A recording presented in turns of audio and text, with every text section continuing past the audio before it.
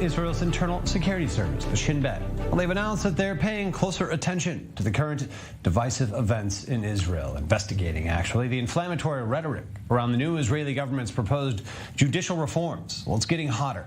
It's leading to an escalating chorus of angry debate, denunciations, increasingly extreme positions being staked out. Essentially, both sides to the issue claim that they're, quote-unquote, saving our democracy from the other.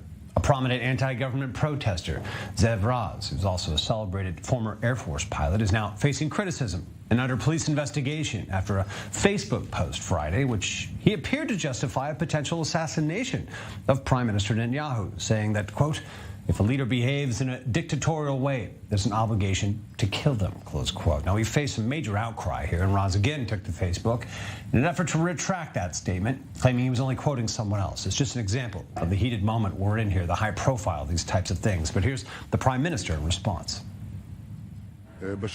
In recent weeks, we have witnessed a growing wave of incitement, and it seems that all boundaries have been crossed. We heard and saw a threat to assassinate, an explicit threat to assassinate a prime minister in Israel. I expect from the law enforcement and security agencies that acted clearly and sharply during the previous government on much smaller phenomena to operate with at least the same severity and the same sharpness against this serious phenomena. At the same time, as we're touching on here, tens of thousands of Israelis rallied Saturday night for the fifth week in a row now, to protest the government's push to radically shake up the judicial system. Now, the main protests erupted again in Tel Aviv, smaller demonstrations in Jerusalem, Haifa, and a number of other cities. Intriguing this time, opposition leader Yair Lapid attended the rally in Haifa, declaring that the protesters had come to, quote, save the country, as he put it. Getting more perspective on the atmosphere that's brewing all around us here. We're joined by Gonen Ben Itzhak, a former Shin Bet agent himself. Thanks for being with us. I know you're also, a critic of a lot of things taking place with this new government. But in the general atmosphere we're in right now, we're hearing about, the intelligence service paying close attention to what's happening. Are we nearing a boiling point, even like 1995, over a distorted zero-sum sort of confrontation here? Should there be major concerns that someone, an individual, could take drastic or violent action? David, first of all, we need to say that any saying or anybody that says that we need another political assassination is a complete idiot. Israel cannot stand another political assassination.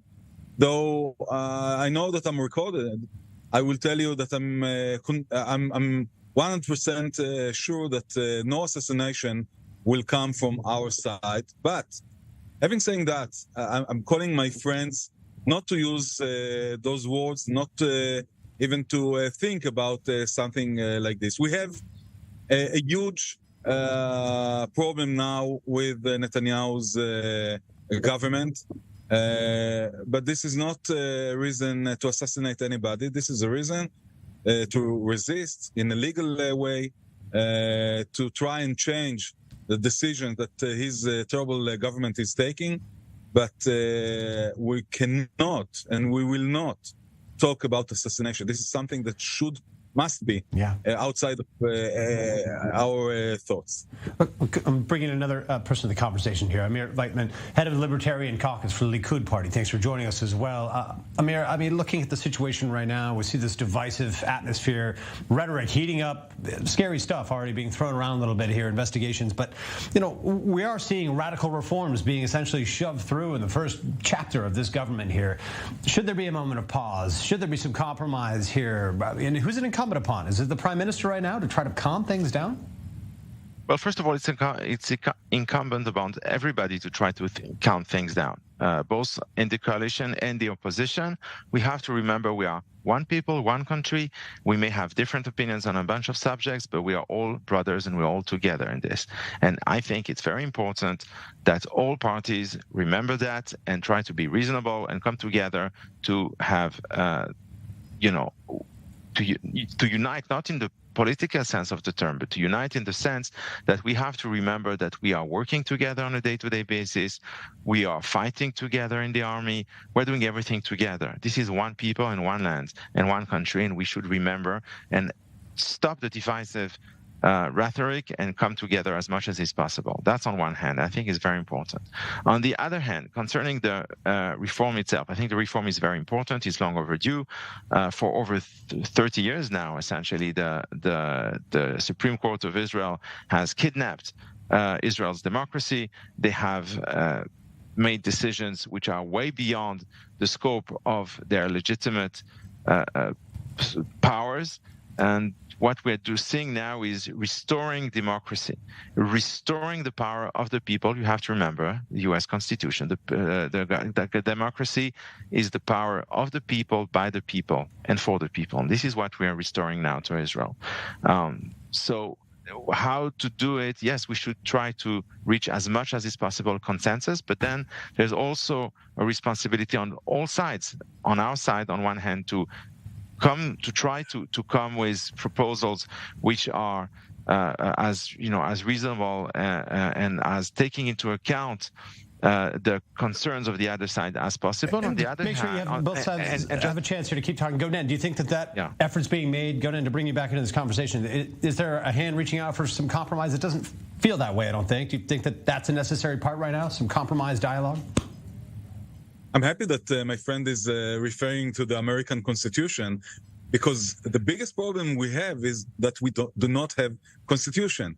Right now, it seems that the coalition is storming into changing democracy. Nobody took democracy away. Supreme Court didn't take democracy.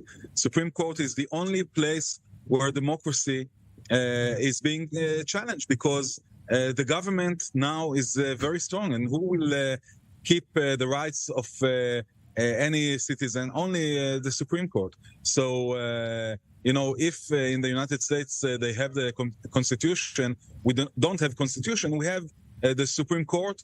And right now it seems that the Likud party and the coalition, they just don't want even to hear. They're talking about 14 days of negotiation with the president.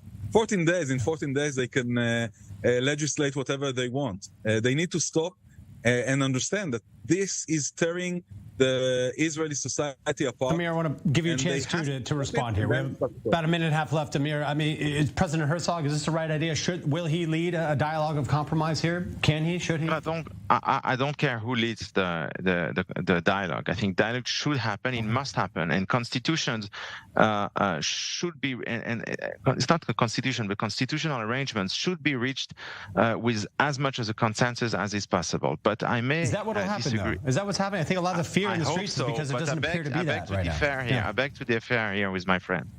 And it's Rabin's government 30 years ago, which also had Meretz as part of the coalition, which decided first to introduce the so-called Piskat Itkabrut, I don't know how you call that in English, but that law, which now we're talking about, it exists in Israeli law, and it was introduced by their government. The override clause you're talking about, yes. Exactly, the override clause. So now what we're talking at the end of the day is simply enlarging the override clause from one segment of Israeli law where it was introduced by Rabin and Meretz at the time, to the entire Israeli constitutional arrangement, to all laws. That's it. And not only is this going to give less power formally to the Supreme Court, this is going to give, for the first time in Israel history, to the Supreme Court the right to actually have legal oversight over the Knesset laws. Amir, this is the reality. Cut in here. I appreciate you being with us. Gonen, also out of time. I'm sure you have things you'd like to say in response here, but I appreciate you both for contributing to the conversation today. Again, is this rhetoric heating up? Thank you.